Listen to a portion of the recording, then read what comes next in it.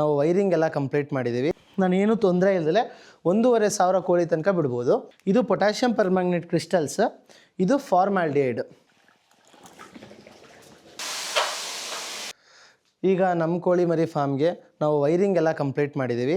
ಅಂದರೆ ಮೇಯ್ನ್ ಎಲ್ಲದಕ್ಕೂ ಇಂಡಿವಿಜುವಲ್ ಆಗಿ ನಾನು 5 ಬಲ್ಬ್ನ ಬಿಡಿಸಿದ್ದೀನಿ. 4 ಬಲ್ಬು ಈ ಲೈನಲ್ಲಿದೆ. ನೆಕ್ಸ್ಟ್ ಈ ಕಡೆದರಲ್ಲಿ 5 ಬಲ್ಬ್ ಇದೆ, ಈ ಕಡೆದ್ರಲ್ಲಿ 5 ಬಲ್ಬ್ ಇದೆ. ಈ ಪ್ರತಿಯೊಂದು ಜಾಗದಲ್ಲೂ ನಾನು ಏನು ಮಾಡ್ತೀನಿ ಅಂದರೆ 200 ವ್ಯಾಟ್ ಹೀಟಿಂಗ್ ಬಲ್ಬು ಮತ್ತು ಕೆಲವು ಜಾಗದಲ್ಲಿ 250 ವ್ಯಾಟಿನ ಇನ್ಫ್ರಾರೆಡ್ ಬಲ್ಬ್ನ ಹಾಕ್ತೀನಿ. ಆವಾಗ ಹೀಟ್ ಜಾಸ್ತಿ ಮೇಂಟೈನ್ ಆಗುತ್ತೆ. ನೆಕ್ಸ್ಟ್ ನಾವು ಅದೇ ಥರ ಇನ್ನೊಂದು ರೂಮ್ನೂ ರೆಡಿ ಮಾಡಿದ್ದೀವಿ. ಇಲ್ಲಿ ನಾನು ಮೇಯ್ನಾಗಿ ಏನು ಮಾಡಿದರೆ 4 ವೈರ್ ಬಿಡಿಸಿದ್ದೀನಿ. 4 ವೈರಲ್ಲಿ ನಾನು ಇನ್ಫ್ರಾರೆಡ್ ಬಲ್ಬ್ ಇದೆ ನಿಮ್ಗೆ ಹೇಳಿದ್ದು. ಇನ್ಫ್ರಾರೆಡ್ ಬಲ್ಬ್ ಅಂದರೆ ಹೀಟಿಂಗ್ ಬಲ್ಬು. ಈ ಬಲ್ಬ್ನ ನಾನು ಬಿಟ್ಟಿದ್ದೀನಿ. ಇದರಲ್ಲಿ ಹೀಟು ಡೆಸಿಪೇಟ್ ಆಗೋಲ್ಲ, ಒಂದೇ ಜಾಗದಲ್ಲಿ ನೀಟಾಗಿ ಬೀಳುತ್ತೆ. ಸೊ ಈ ಭಾಗದಲ್ಲಿ ನಾನು ಏನೇ ಇಲ್ಲ ಅಂದ್ರೂ ಆರಾಮಾಗಿ 800 ಕೋಳಿ ತನಕ ಬಿಡ್ಬೋದು. ಮತ್ತು ಈ ಹೊರಗಿನ ಭಾಗದಲ್ಲಿ ನಾನೇನು ತೊಂದರೆ ಇಲ್ಲದೆ 1,500 ಕೋಳಿ ತನಕ ಬಿಡ್ಬೋದು. ಕೋಳಿ ಮರಿಗಳಷ್ಟೇ, ದೊಡ್ಡ ಕೋಳಿಗಳನ್ನ ಇಲ್ಲಿ ಬಿಡೋಕ್ಕಾಗಲ್ಲ. ಇವಾಗ ನಾವು ನೆಕ್ಸ್ಟ್ ಸ್ಟೆಪ್ ಏನಂದರೆ ಮೇಯ್ನು ಫ್ಯೂಮಿಗೇಷನ್.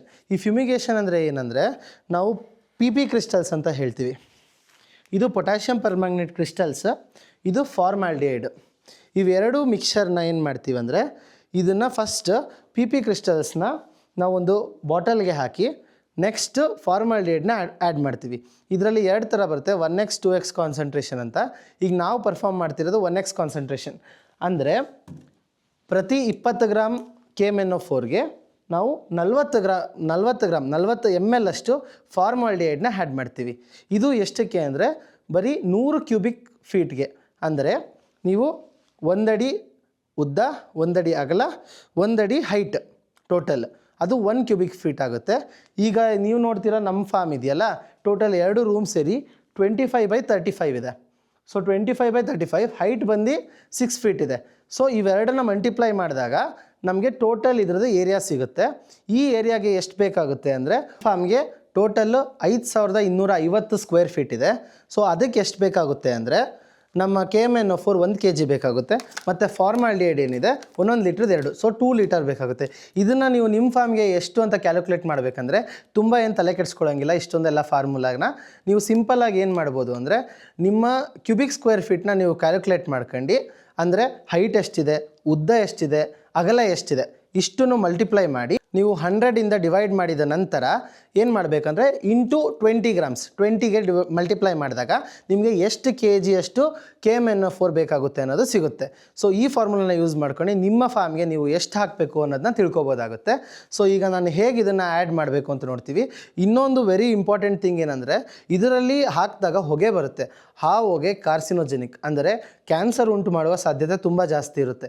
ಅದಕ್ಕೆ ನೀವೇನು ಮಾಡಬೇಕು ಅಂದರೆ ಇದನ್ನು ಮಾಡೋಕ್ಕಿಂತ ಮುಂಚೆ ಮಾಸ್ಕ್ನ ಹಾಕಬೇಕಾಗತ್ತೆ.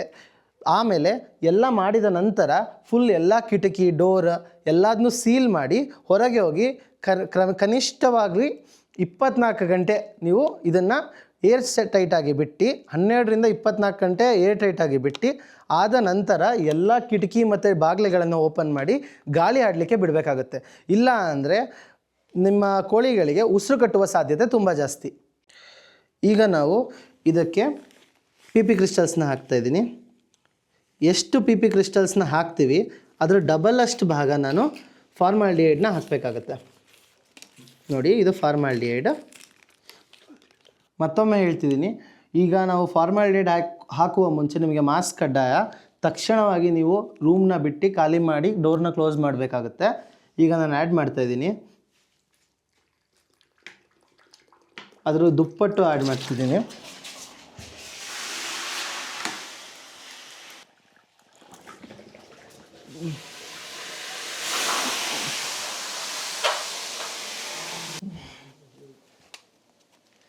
ಈಗ ನೀವು ನೋಡ್ತಿರ್ಬೋದು ಎಲ್ಲ ಫ್ಯೂಮ್ಸ್ ಜನ್ರೇಟ್ ಆಗ್ತಿದೆ.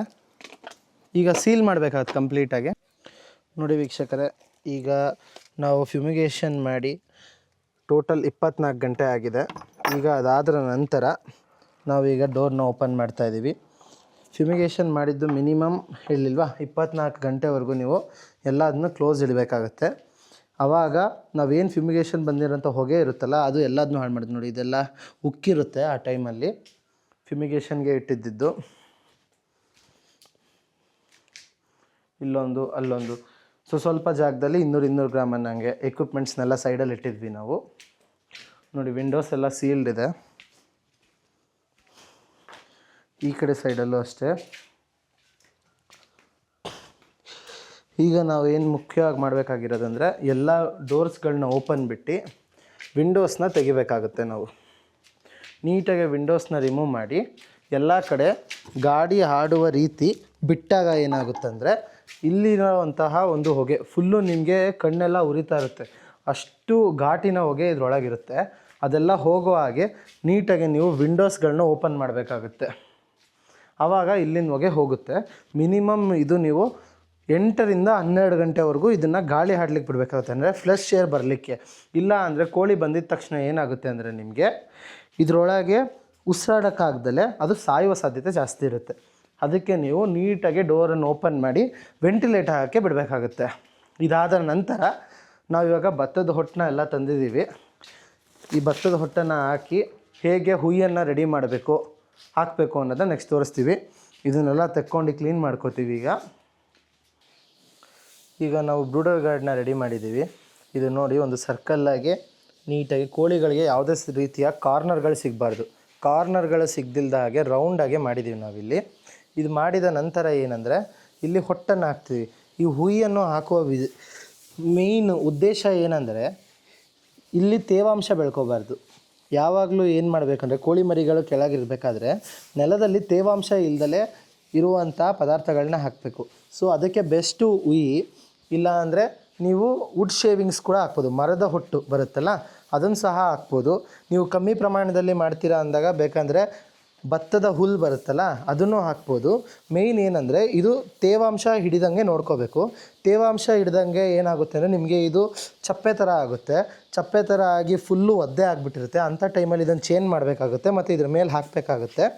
ಇದು ಹಾಕಿದ ನಂತರ ಒಂದು ದಿನದ ಮರಿಗಳಿಗೆ ಏನು ಮಾಡಬೇಕು ಅಂದರೆ ನೀವು ಇದರ ಮೇಲೆ ನ್ಯೂಸ್ ಪೇಪರ್ ಹಾಕಬೇಕಾಗುತ್ತೆ. ನ್ಯೂಸ್ ಪೇಪರ್ ಹಾಕೋ ಉದ್ದೇಶ ಏನಂದರೆ ಮೇಯ್ನ್ಲಿ ಅದಕ್ಕೆ ಹೊಯ್ಯಿ ಮತ್ತು ಫುಡ್ಡಿಗೆ ಡಿಫ್ರೆನ್ಸ್ ಗೊತ್ತಿರಲ್ಲ. ಹುಯಿ ತಿನ್ನೋದನ್ನ ಅಭ್ಯಾಸ ಮಾಡ್ಕೊಬಿಡುತ್ತೆ. ಅದಕ್ಕೆ ಫಸ್ಟು ಅದಕ್ಕೆ ಫುಡ್ಡಿನ ಡಿಫ್ರೆನ್ಸ್ ಗೊತ್ತಾಗಬೇಕಾಗುತ್ತೆ. ಅದಕ್ಕೆ ಇದ್ರ ಮೇಲೆ ನ್ಯೂಸ್ ಪೇಪರ್ ಹಾಕಿ ಅದರ ಮೇಲೆ ನಾವು ಫುಡ್ಡನ್ನು ಚೆಲ್ಲಿ ಆಮೇಲೆ ನೀವು ಇದನ್ನು ಬಿಡಬೇಕಾಗುತ್ತೆ. ಅದನ್ನು ಮುಂದಿನ ಭಾಗದಲ್ಲಿ ತೋರಿಸ್ತಾ ಹೋಗ್ತೀವಿ ನಾವು. ಈಗ ನಮ್ಮದು ಬರ್ಡ್ಸ್ ಎಲ್ಲ ಬಂದಿದೆ. ಈಗ ಸದ್ಯಕ್ಕೆ ಇವನ್ನೆಲ್ಲ ಅನ್ಲೋಡ್ ಮಾಡಿಲ್ಲ. ಈಗ ಎಲ್ಲ ಬರ್ಡ್ಸ್ನ ತೆಗ್ದು ಅನ್ಲೋಡ್ ಮಾಡಿದ ನಂತರ ನಾವು ನಿಮಗೆ ಮುಂದಿನ ಅಪ್ಡೇಟ್ಸ್ನ ಕೊಡ್ತೀವಿ, ಹೇಗೆ ಮಾಡೋದು ಇವನ್ನೆಲ್ಲ ಅನ್ನೋದ್ರ ಬಗ್ಗೆ.